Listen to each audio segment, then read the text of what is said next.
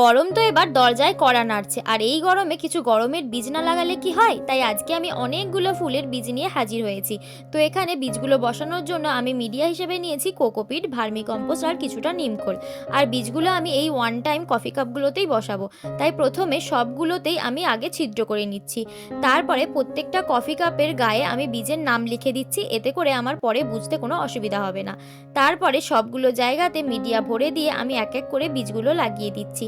তো প্রথমেই আমি এই জায়গাটাতে একদিকে লাগিয়েছি কিছু সূর্যমুখীর বীজ, আর একদিকে লাগিয়েছি কিছু দোপাটি ফুলের বীজ।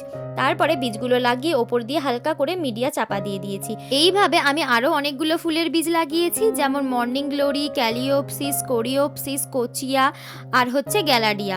আর এইসব বীজগুলো কিন্তু আমি মিশো থেকেই কিনেছিলাম। তো এখানে বীজগুলো সব লাগিয়ে দিয়ে আমি জল স্প্রে করে দিয়েছি।